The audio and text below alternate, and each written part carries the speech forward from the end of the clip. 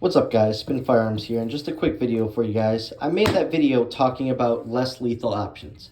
And now, that's just my personal preference, to carry a firearm, because a lot of less lethal options, sometimes they don't work. And I don't trust stuff like that to not work, or just not work on that particular person in that moment. But during the pandemic, when it was hard to find ammo, I was only using steel ammo and a couple boxes here and there, and I'd get in trouble at the range for the steel ammo. I picked up this firearm right here. Yes, that holster is a joke. Don't worry about that. Anyways, it's chambered in .43 cal. It is a direct replica of the PPQ, has the rail, has the same ergonomics, and the trigger's really good. Comes with these orange sights, which aren't even that bad. But like I said, chambered in .43 cal. It's made by company T4E, and technically it's a paintball gun, but it doesn't shoot paintball size projectiles. Right here are your just regular nylon ones. So they're a hard nylon. On top of that, for training, I have the rubber ones. And I honestly, during the pandemic, I would shoot in my garage. I'd get behind barricades. I would practice reloading. I would do all sorts of stuff with this. And it runs off CO2, and it goes anywhere from 400 to 600 feet per second, depending on the setting, depending on how much CO2, depending if you're in the cold or if you're in a hot area, and so on. It comes with a different spring. But my favorite part about it is it comes with these rubber wrapped steel balls. So they're steel balls with a small layer of rubber, and they can be reused. I used to just pick them all up off the ground, put more rounds through them. These things do damage. I'm telling you right now.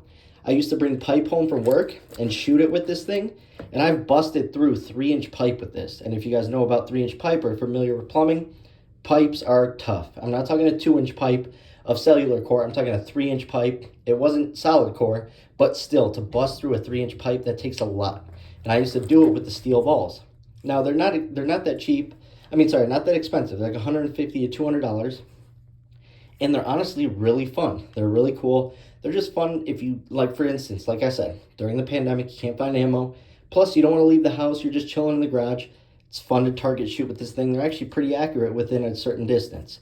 Now, you'll say it's CO2 powered. It's not that accurate. I'm telling you, it's pretty darn accurate. I was hitting like silicone tubes, empty silicone tubes with it during the pandemic that I'd hang up from, 20, 30 feet, no problem. It's just a fun little tool, but would I carry this over my regular firearm? No, I would not. It's CO2 powered. CO2 is not reliable. That's the one thing I hate about Bryna's, is because some of these, you twist the bottom of it and that activates your CO2. So right now it's locked and loaded with CO2. But the problem is CO2 drops when it's hot out super quick. Velocity goes down very fast. And I did experiments with this and I realized that. Then the other thing about it is, if it's in there and tightened, you lose CO2 over time. So you may pick up your firearm tomorrow or the next day and it's okay. But in 3 days, it's gone bad. 4 days, it's gone bad. And I know that some of them have a little stop right here. So you bang on the bottom of it and that activates it. But in a self-defense encounter, you would have to smack that. It'd be like a tap and rack, basically, in order to get your firearm working. And that's just an extra step, and you don't even know if this is going to put someone down.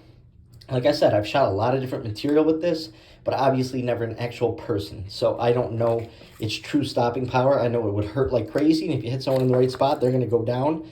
But is it enough to stop someone on drugs, someone having a mental breakdown, and so on?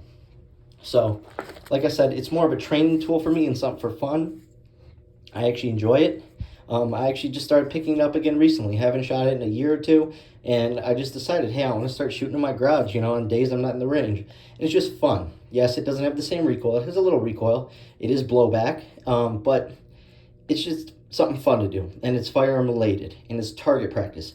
All target practice have to do with pulling the trigger and keeping your hand steady and aiming, so you can still practice the fundamentals as well as drawing with this firearm. Now, I know you're going to laugh at this holster. This holster being on there was a joke, showing my friend at work today.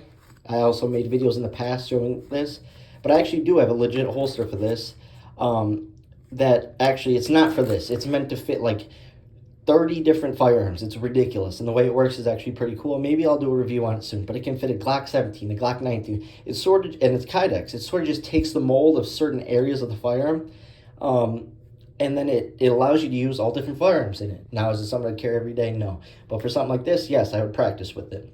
But anyways, it's actually a pretty cool thing. I like the direction companies like this are going in. I'd love to see less lethal projectiles that are proven to do real work. And also, the other thing, you can shoot pepper balls out of this. The thing about the pepper balls that I have noticed is they do have to hit the right person, the right spot on that person.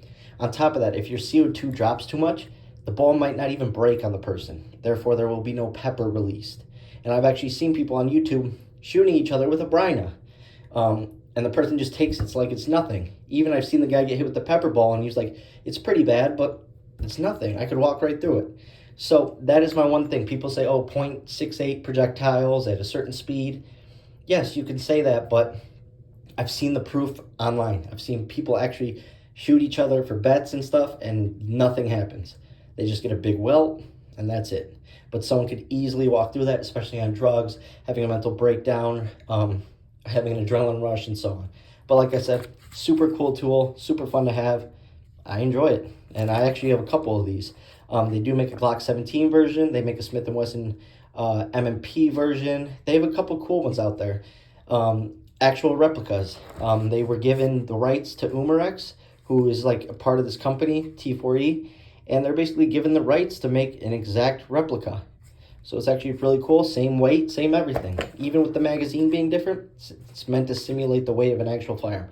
So actually pretty cool. Maybe I'll do a video shooting it for you guys. Thanks for watching.